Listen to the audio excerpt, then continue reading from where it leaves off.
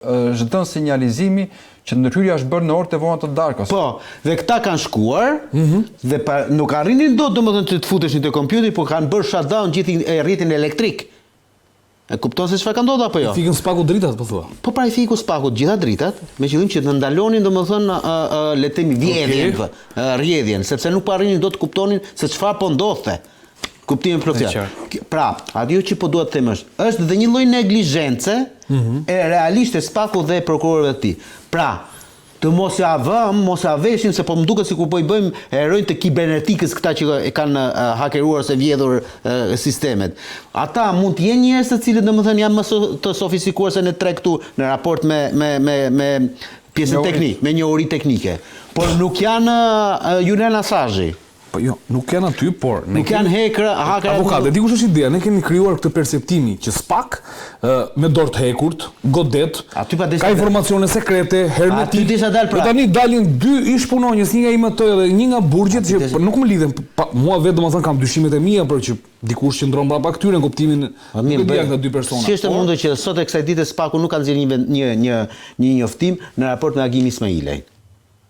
Që ta ketë thirrë, që ti ke sekuestruar një telefon? Po, si do ta lidhësh të? Po, ai ka darë emri ish drejtorit burgjeve, Agim Ismaili. Unë personalisht për këto dy që kanë nxjerrë dy informacione që janë dhënë dhe masat e sigurisë. Unë nuk po bëj spine këtu. Unë po them atë që ka dalë në media, nuk po shpik rrotën dhe një po them. Pyetja është pse? Pyetja më e madhe e gjitha pyetjeve është, orë zotrinë 13 mars, 3 prill. Ç'ne buj totale në raport me SPAK-un? Por çfarë interesi ka pasur SPAK-u që kjo histori mos merret vesh fare? Pikërisht prandaj kisha pyetjen, që dalja në publik e këtij informacioni e goditi SPAK-un? Shumë fare. Jo pa qëllim SPAK-u, dy gazetarëve, Eli Fundos dhe nuk e di kush është gazetari tjetër, më duket tani Laot, nuk e di, po Elvin e di, sepse doli publikisht. U kërkoi, I thirri dhe u kërkoi, domethënë ju lutem mos nxjerrni, ju lutem. Mos nxjerrni informacione në raport me ato që dini. Jo pa qëllim e bëri këtë gjë, se ai nuk e detyron dot gazetarin o zotrinë çfarë do publikojë çfarë jo. Pra në këtë rast SPAK-u vetëm mund të lutet, se ndryshe për sa kohë le të shkojnë marrin vendim gjykate, siç e bëri me metamorfozën. E kuptoj. Le të shkojnë marrin vendim gjykate, da detyroj mediat që dhe prapë dhe vendimi i gjykatës, nuk është terus o zotri. Se prevalon interesi publik.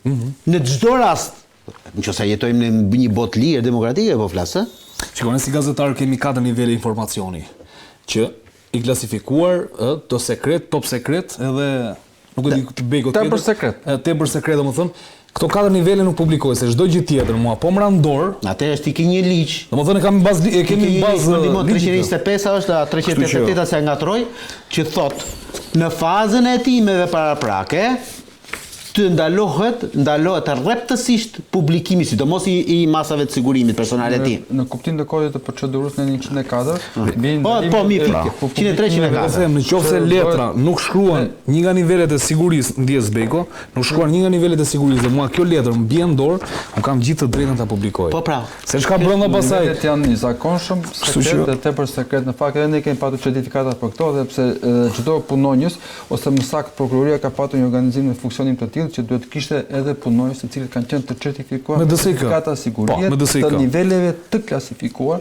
Unë kam patur për shembull 50 tepër sekret, I cili administroi dhe përpunoi informacione tepër sekretare. Me kuptoj. Sipas nevojave. Atëherë, Biko në këtë histori, ne shohim që SPAK goditet.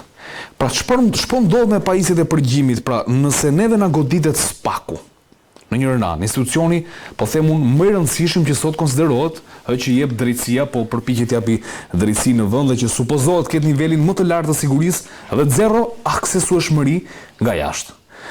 Çfarë ndodh në për histori institucione të tjera, më thënë? Ka një pajisje përgjimi, ne janë sofistikuar këto njerëzit që kalojnë edhe ka ndodhur, siç e tham që ka patur ndërhyrje, po edhe do ketë, sepse kështu funksionon në gjithë botën, jo vetëm këtu. Nuk është përgjegjësi e punonjësve, prokurorëve dhe administratës të tjerë, përse persona të ndryshëm mund të ndërhyjnë. Ata kanë bërë një tender me Sadiun, e cili merr përsipër sigurinë. Dhe këta janë prokurorë, janë punonjës të drejtësisë, nuk janë specialistë IT, të cilët duhen të dinë të krijojnë firewall e tjere tepës, nuk kam qato tema teknike ose antivirus edhe mbrojtje. Është detyrë e personave si me thamë shembull që prokurori nuk është edhe policë që të krijojë sigurinë ose e tjere. Pra, merren tjerë persona, këta kanë përgjegjësinë. Nuk e dim si është zhvilluar pas ngjarjes, pas konstatimit të faktit me kompaninë përgjegjëse që ka marrë përsipër siguritinë, por edhe si standardi me personat e tjerë të cilët supozohet se i shpërndar ky informacion i vjetër. U përmendën emrat këtu, a janë thirrë këta, janë sekuestruar telefonet, janë sekuestruar kompjuterat të shpar, a është shpërndar ky informacion sepse siç edhe u tha këtu, ky nuk është një krim, pra e përmenda nuk është një krim i thjeshtë, është krim i organizuar në vetvete sepse është bërë me qëllime të caktuara, është paguar, është financuar, është ndjekur dhe duhet shkohet tek personi i cili ose tek grupi personave ose tek ata që kanë organizuar dhe cili ka qenë qëllimi. Ka ndërhyrë. Pse kanë problem në rastin konkret me këto dosje, pavarësisht se këto nuk kanë shkuar, ndoshta nuk është regjistruar procedim penal për këto, dhe nuk është problem, sepse unë i shoh një lloj, prandaj po të bëj pyetjen, ndoshta edhe retorike, si ta ndjesh, në rastin kur faqe të tëra vendimesh apo hetimesh nga dosja kanë dalë në publik. Ku ka ndryshim? Nuk ka asnjë lloj ndryshimi. Mu nuk e quaj normale, më zotëri nderuar, që Sali Berisha, kur shkon një herë në 2 javë aty përpara të dalin dhe të thotë të lexoj transkripte nga dosja penale. Për mua si qytetar ju rriti nati dhe thotë sa më shumë. Po unë po flas tani si jurist. Nga pipa me ligjor.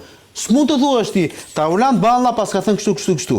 Si qytetar unë dhe them, shumë pak the, duhet të thuash më tepër. Po ne po flasim si profesionist tani. Tani këtu nuk është faji Sali Berishës, o tha. Këtu është faji Spakut. Se nuk ka mundësi më që të dalë një informacion i tillë. Ore ju bë dosja, nuk ka harroj dot. Në orën 18 të darkës është arrestuar Jamar Maldesi në mënyrë më të tmerrshme të mundshme në aeroport dhe Sali Berisha ju dha detyrim paraqitje në orën 20 të darkës, 2 orë më vonë, ditë shtune, një kolege nuk ja them. Doli dosja. Po të mund të thuash se më së përmendën shumë emra. Shpaloste dosjen për 200 faqesh. Tani 200 faqe s'ka pas mundësi me e lexuar më burr në 2 orë. Jo ta kishte dosjen gjë. Kjo është çmenduri mo. Kjo për mua është çmenduri. Dhe këtu duhet kërkuar Spaku. Ka një koordinim do thuash Nadi, sepse mund të ketë një koordinim. Por vjen keq që tani. Kur thua kështu Bego, çfarë? Ne po na çan ujku, ne themi u gjurmë. Ore po të çan ujku, ti thua gjurmë. Ç'a gjurmë valla? Kur thua koordinim Bego, çfarë në kupton domethënë? Fa mund të ketë diçka të cilat gjërat nuk janë kështu kaq. Po thua që rrjedhin nga brenda. Dikush nga Spak i shet më thonë. Patjetër. Shikoj ne shikojmë për shembull në aspekt informal. Para godinës ti ke vendosur gazetarët. Dhe nuk ka ndodhur ndonjëherë që për shembull para godinave të drejtësisë të kesh vendosur të stacionuar gjitha mediat kryesore të vendit aty dhe ato pastaj me gazetarët e tyre. Ku ka gjyqje të rëndësishme në Shpak kështu ndodh. Shiko, unë po them që ata janë të stacionuar. Ata nuk shkojnë kur marrin njoftime. Janë të zhvendosur, kanë edhe një vend që ndrihemi aty që të mos lagë në rast se bie shiu, kanë edhe kameraman.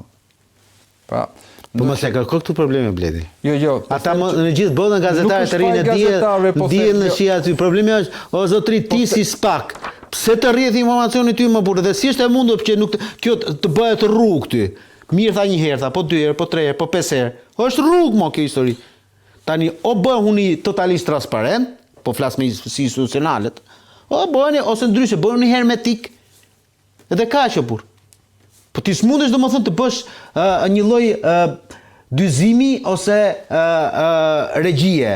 Këtë dosjen për Andin po e nxjerr dhe po e nxjerr ashtu si duan ta nxjerr, këtë dosjen tjetër nuk po e nxjerr. Kjo është pastaj kjo është tjetër histori. Po për këtë po flasim neve. Po pra për këtë, po historia është kur nuk ta jep dikush dhe ti shkon dhe hyn dhe e merr vetë. Po ta them në një tjetër e ka marr. Nuk e ka marr, ti vazhdon akoma me historinë. Ta thash fjalën e parë, po ta them prapë. Tu nuk kanë parë vetëm emailët. Po ore që aty është një i brendshëm, këtë flije nga mente kokës. Flije më mos androllo këtë. Është një i brendshëm më burr. Dhe qartë. S'ka mënyrë tjetër. Nuk mundet o burr. Nuk të bën sens gjëja. Ne nuk e dim fakt ku ka shkuar hetimi me gjitha personat që kanë patur dyshime ose që kanë patur akses në këto dosje në sistemet e tjera, që të kuptojmë çfarë lidhje është bërë me personat e arrestuar dhe cili ka qenë interesi. Është e vështirë të gjurmosh ta Bego? Nga ana e timit, flas? Nga ana e timit nuk është e vështirë sepse tregoj që 2 persona të pakun duke referuar informacionin, 2 persona të dyshuar janë arrestuar.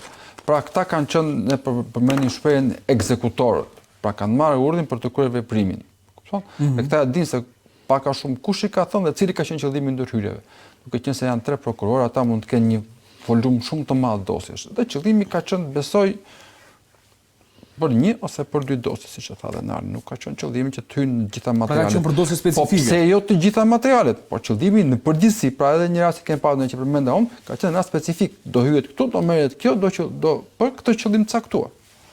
Flas tani që është përbuj, po domethënë ke patur raste që mund të jetë ndërhyrë në sistem dhe nuk e din fare, nuk e di informacion. Po pse do të futem unë te kompjuteri jot dhe të shkoj te emaili? Unë te kompjuteri jot shkoj futem te dokumentat dhe klikoj aty atë që dosje që unë dua të marr. Se ato gjitha dosjet janë me emra, se nuk i merr një njeri dosjet shablon aty, se si kontrollon dot dhe për mekanizmin të punës vet. Edhe ai që ka marrë e ka të pamundur, po të marrësh gjithë informacionin e kompjuterit. Jo, e kam fjalën, pse do futem në email, ku nuk futem te My Documents, futem aty dhe shikoj, kë duhet marrë në dosjen filan X. Atë dosje tak e downloadoj marrë filmin dhe ika. Marrë se si shtrohetur dosjet. Po pra, prandaj po them domethënë, po ata mendoj që do t'i kenë bërë një shkarkim komplet materialeve që kanë serverat e kompjuterave, flasim edhe emaile, çdo informacion që ka dhe pastaj do të bëjnë selektim duke kërkuar me emër. Për shembull, Letar Bey dhe nxjerr gjithë informacionin. Kërkimet, aktet e ekspertimit, materialet sekretet që mund të jenë informacionet që kanë ndarë nga agjencitë e huaja etj. Sepse ideja është e tillë që patëm një 15 vjeçar, doli lajm nga policia, një 15 vjeçar në Florë. Ai ishte për kuriozitet. Ishte tentuar ta keronte shërbimin informatik. Ai është kuriozitet pastaj. Kjo është domethënë ky është rast.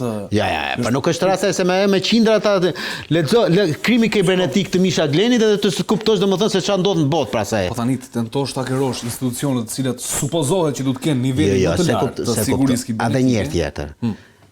Misha Gleni është një nga mendjet e ndritura të këtij shekulli.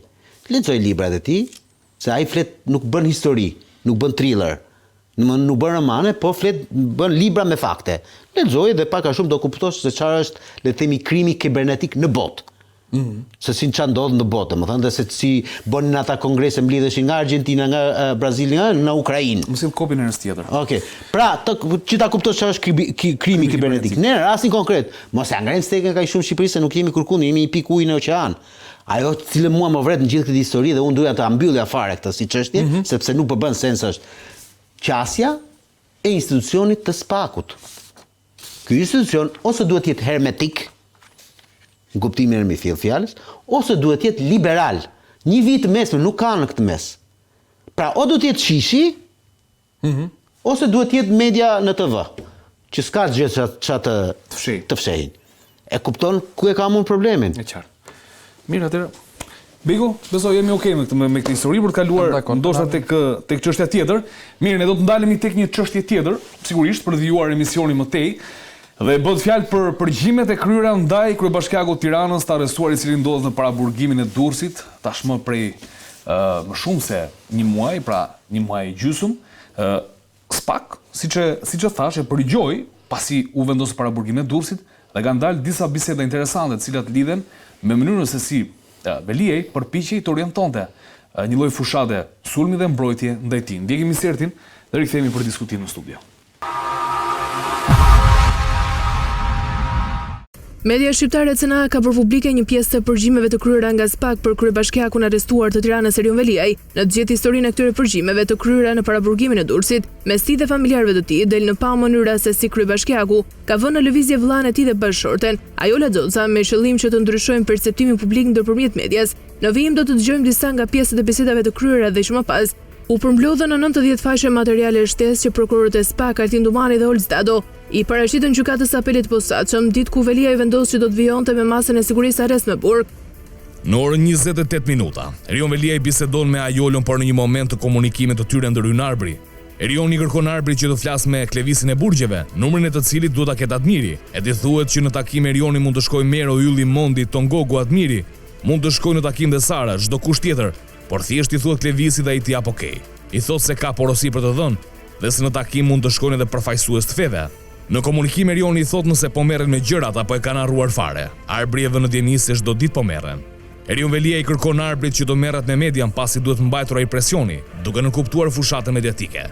Në fund komunikimit, Erion Velia i kërkon që t'i dërgojnë për të lexuar materialin e IY, lajme të tjera të portaleve, ato që janë pikante thuhet në dosjen e përgjimeve. Por kjo ishte vetëm njëra pjesë. Erion Velia në kushtet e izolimit vijon të shfrytëzojë çdo lloj mundësie mediatike, përpara ditës kur ai do të dilte në apelin e posaçëm, nga ku sigurisht, nëpërmjet avokatëve të tij, priste një vendim që do t'i jepte një masë më të lehtë sigurie. Në orën 16:16 minuta, shtetasi Erion Velia i bisedon me bashkëshorten e tij Ajola Xoza, të cilës ndër të tjera i kërkon që të bisedojmë me kë e ta pyes nëse i ka marrë përgjigjet e tij për emisionin që do zhvillohet sot. Ajola Xoza informon se nuk e ka numrin e kë, por Erioni e pyet, po a, s'ke asa as kë? Ajola i përgjigjet se numrin e A e ka dhe do ta pyes. Erioni i thot gjithashtu se numrin e kë mund t'ia japë edhe Renato. Në orën 16:21 minuta, Erion Velia i bisedon me vllain e tij Arbrin, të cilit i kërkon që ta pyes kë nëse i ka marrë përgjigjet e tij për emisionin që do zhvillohet sot në darkë. Në vijim të komunikimit, Arbri tregon se këta shokët tan i kanë thënë që nesër do zhvillohet konferenca me gazetar.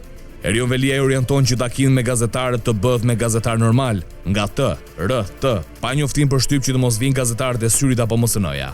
Erioni po ashtu i thotë që ata të bëjnë pyetje normale. Në orën 16:22 minuta, Erion Velia i bisedon me Ajolën dhe kjo e fundit i thotë se ka folur dhe i kanë thënë që po e bëjnë gati inteligjencën artificiale. I kanë marrë përgjigje dhe po e bëjnë gati, po kështu. Ajola i tregon se e ka pyetur nëse do që t'jap intervistë, por i ka thënë jo. Të njëjtën gjë i kërkon edhe Erioni të rrisa më larg, nën kupton intervistës.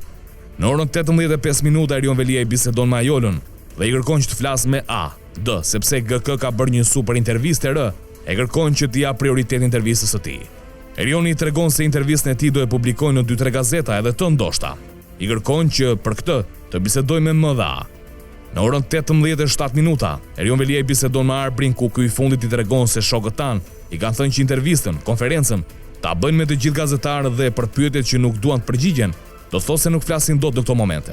Më pas, Erion Velia i tregon Arbrit në lidhje me intervistën e GK të R dhe i kërkon ta lidh me T dhe D gazeta që t'i japin vëmendje, pasi Sh do e bëj patjetër. Pra si që dëgjuam në këtë insert, pra në këto përgjimet publikuara nga CNA, shihet mënyra se si funksionon pra nga paraburgimi i Durrësit dhe urdhrat që jep Erion Velia në raport me media. Bego, po nis me ju. Tani çfarë kuptove në këto përgjime? Para njëherë që përgjimi duhet të jetë bërë përgjim telefonik. Kushtet që ndërhynte edhe vllai i Erionit, kur ky komunikonte me të shoqen, besoj që patjetër që ka qenë një përgjim telefonik, pa flas në aspektin formal. Për sa i përket pastaj thelbit ose mënyrës se si është zhvilluar kjo histori, ne jemi të kuptojmë ose më saktë ne krijojmë një bindje përfundimtare mbi rolin që ka media sot në shoqëri, te atë roli që duhet të ketë, te atë qëndrimi një pjesë e medias që duhet të ketë, dhe për ata gazetarë për të cilët është përfolur se janë të lidhur me krimin, të janë të korruptuar. Në fakt, kjo po provohet dita ditës.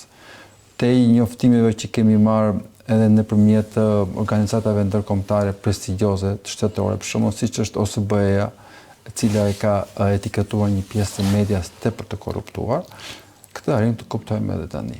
Pra, si ditën që është caktuar masë e sigurimit, ose më saktë që është ekzekutuar dhe zbatuar masë e sigurimit për kryetarin e bashkisë në vijshmëri, ne kemi parë pothuajse një pamje si të filmit të Oktapodi, kur nis filmi, që bëhet prezantimi i komisarit në një varrim dhe aty marrin pjesë gjithë anëtarët e të ashtu quajturës mafje lokale ose e kësaj krahine, kësaj zone.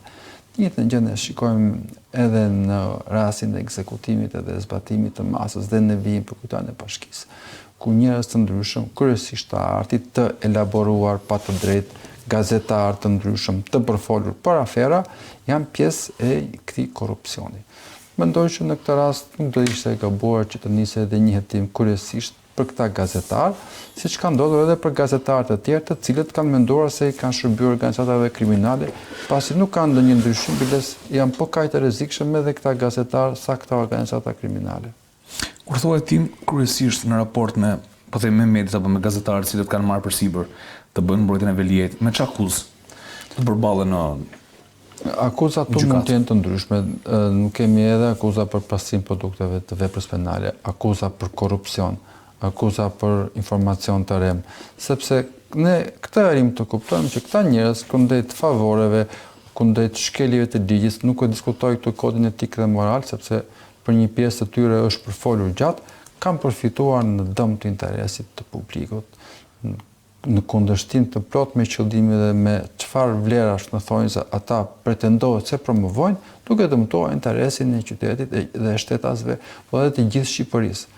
Pra këto media të cilët ata i kanë ngritur gjasme për promovim vlerash, kulture, për imazh kombëtar, ka shërbyer interesit të tyre të ngushtë, mediokër për fëmijët, për të rregulluar me bursa, me tjetër, për të përfituar leje ndërtimi ose favore, duke shërbyer pastaj për interesa mediokre të politikës të krahave të ndryshëm.